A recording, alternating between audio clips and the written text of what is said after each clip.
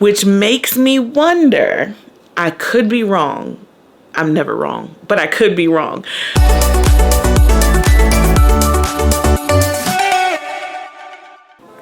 Hey everyone, my name is Keshante Chantel and welcome to my channel. So if you have not seen the Wicked movie, please keep scrolling. This video is going to be filled with spoilers and it's just an overall discussion of how I felt about the movie. I just want to dive into it because I had such an amazing time. So if you are here, then you have already seen the new Wicked movie. And I just want to tell you guys how this movie just wrecked me. It was so dang good. It was so good. And I just want to talk about it. There's some theories that I want to bring up, some points. You know, I just want to say that Cynthia and the whole entire cast, but Cynthia Erivo and Ariana Grande they did their big one. This movie was so amazing. It was so fulfilling. I did cry. I did. And let's kind of get into the discussion about it. Now, I just want to start off by saying I am a lover of The Wizard of Oz. It was one of my favorite childhood movies. I can watch it over and over and over again.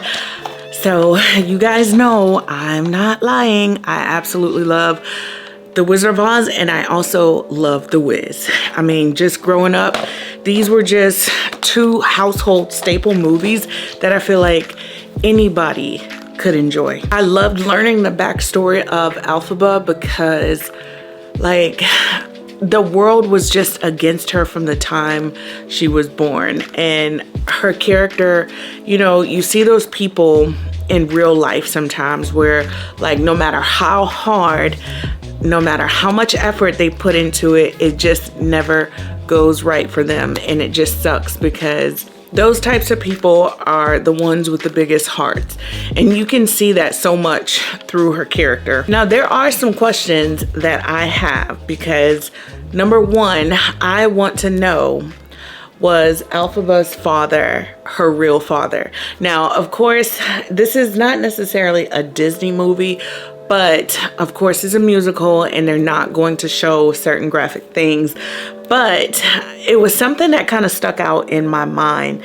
Did her mother, if you watch the film, you know that her mother was what it appeared to be cheating on the father with maybe somebody from Emerald City, whoever it was, they were somebody in the neighborhood. And she was drinking and lo and behold, she got pregnant. So I wondered if Elphaba was basically like a bastard child. That's why the father didn't really love her because he didn't feel like she was his. Now, you saw the potion or whatever drink that the guy gave the mother and she drank, and the potion was green, and that was the only thing that she had left over from, you know, her mom passing away. And, you know, she kept that bottle. So if you know the answer to this question, because it was kind of something that I felt trumped me a little bit. I felt like it was deeper than her father just not liking her because she came out green. So drop me a comment in the comment section because maybe I need to watch it again. I just didn't catch that part. But I also felt like there were times in the film where I felt like even though the sister was handicapped, I felt like she could have, no pun intended, stood up for Elphaba. Like, I just felt like you have your big sister who is like wanting to protect you, and you just like really show their relationship with each other as in depth. It was almost like Elphaba was enslaved to watch over her. I didn't like that part of the film because it was like she was living her life to take care of her sister, which, I mean, it's a fictional film. But now, I liked Glinda. She was a pick-me, of course. In the beginning, I was just kind of like, ugh. But, you know, that's how her character was introduced. She was Miss Pretty Perfect. And She was really funny, but she was just Miss Pretty Perfect, everything pink, and she seemed like she got her way with everything. And then you have this girl who comes along, and it's almost what I gathered from the film, like Elphaba wanted the love and attention that Glinda had, and Glinda wanted the fearlessness that Elphaba had. Those were two things that I kind of picked up on in the movie, and I think that's why, you know, they kind of wanted each other's lives until they knew that they had to choose their own path. Because like, if you heard in the film, Glinda kept saying, "That's a choice." So they had to make their own choices, essentially. So I kind of figured out early on in the film, they were going to have to make Elphaba the enemy to unite. Now, I will say this, when Madame Marble first came onto the scene, I didn't care for her. There was something about her character that I just was like, ulterior motive. There's something about her. It just, I know when I pick up on stuff, I'm just kind of like, I'm gonna have to watch that one.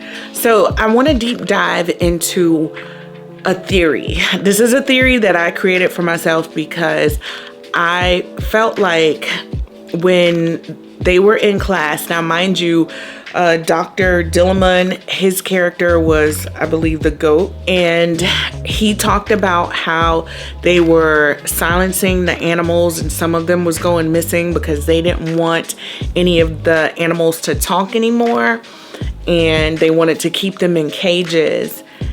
And during that scene where they kidnapped, well, they came in and they took him, and Elphaba got really upset and she slammed the poppies that she got for him on the table, and then they kind of rose up and everybody went to sleep. I was just like, wait a minute, that is a scene from The Wizard of Oz when Dorothy and Toto and everyone was walking down, like they kind of veered off from the yellow brick road and they came into the poppies, and then they just kind of fell asleep for a while. And I was like, okay, those two tied into each other. But another thing, getting back to The Wizard of Oz, so they were silencing the animals, which makes me wonder, I could be wrong, I'm never wrong, but I could be wrong. It makes me wonder if the Cowardly Lion, now remember, he was a lion and he was like scared to talk and just very timid and shy.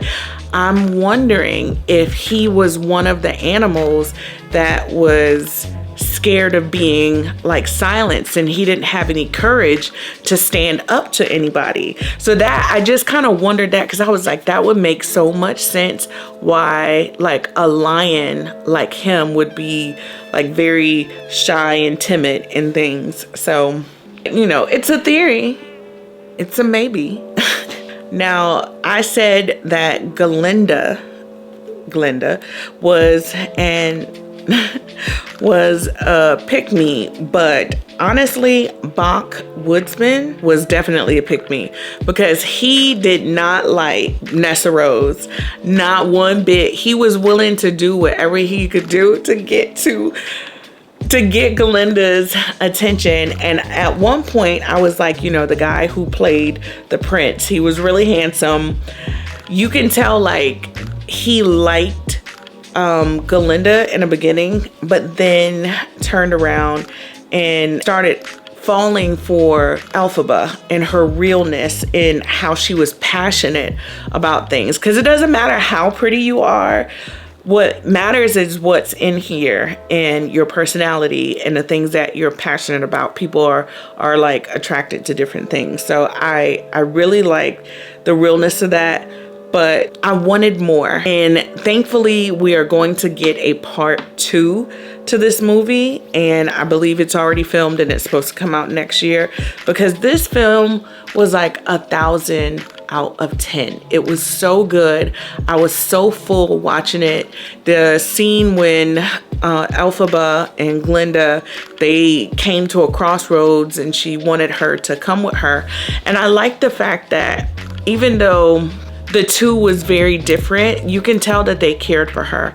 and where Elphaba was lacking and Glinda had. They both like, they kind of took care of each other in their own ways, because you got to see where Elphaba really, she knew that Glinda didn't have the power and that Glinda wanted that position of like apprentice, and nobody like believed in Glinda. But Elphaba was like, okay, not unless you include my friend, we're not doing this. And I like that about her. But I kind of do hate the fact that Glinda didn't go with her. You know, I understood that she had the life that she wanted there, and Elphaba had to make her own life. So it was just kind of like Elphaba had to find her voice and stand up for herself, because like no matter what, like she kept just getting put down, and now that she became like the enemy, she just had to make a choice. So that scene where, you know, she's singing Defying Gravity, that might not be the song, but like, you know what I'm talking about. When she saw herself as a child, and it's kind of like she had to grab her own hand and the wand, I was just like, oh, I started crying. I was a water bucket.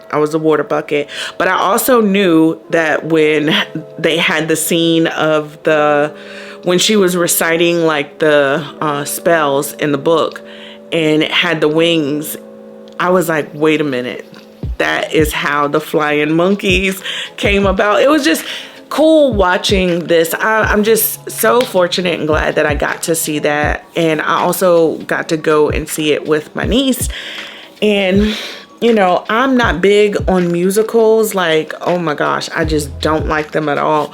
But this one was one that I was entertained the whole entire time. It was such a good movie. 10 out of 10, definitely recommend. I know if you're watching this video, you have either seen the movie or you just really don't care about spoilers, and you know, that's okay, girl. But leave me a comment in the comment section below, something that you feel like I may not have mentioned that I didn't pick up on. Because I mean, like, I want to have this discourse, because I'm actually thinking about going to see it again.